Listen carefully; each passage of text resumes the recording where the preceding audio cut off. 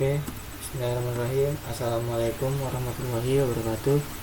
Perkenalkan, nama saya Muhammad Ilham dari jurusan Sistem dan Teknologi Informasi kelas 2F mata kuliah Struktur Data. Di sini saya akan menjelaskan alur program dari kode yang sudah saya paparkan dalam video ini. Oke, langsung saja kita ke pembahasannya. Di sini ada kode include yourstream using namespace std, yang dimana dua kode ini merupakan kode-kode basic atau kode-kode dasar dari bahasa pemrograman C++ itu sendiri. Untuk kode include yourstream ini biasanya berfungsi untuk input atau output seperti count dan chain.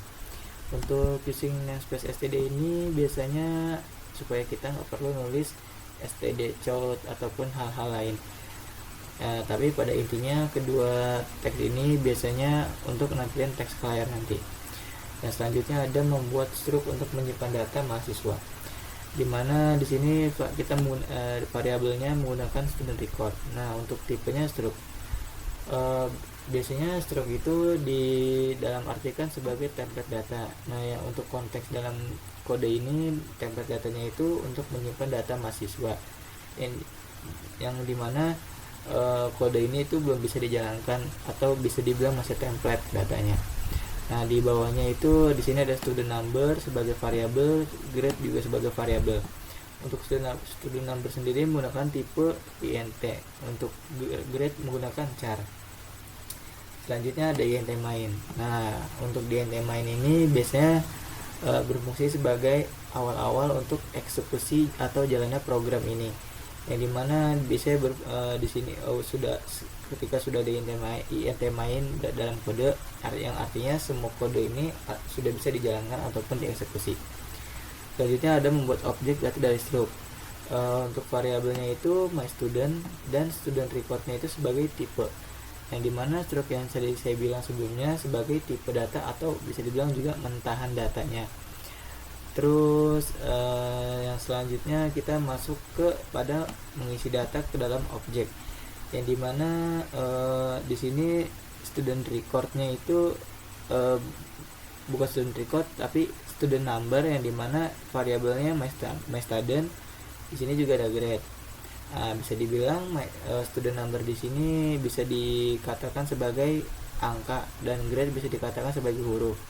Nah, ketika sudah ada ini berarti student numbernya bisa diisi sebagai angka 10 nih, angka 10, dan grade-nya diisi sebagai huruf A.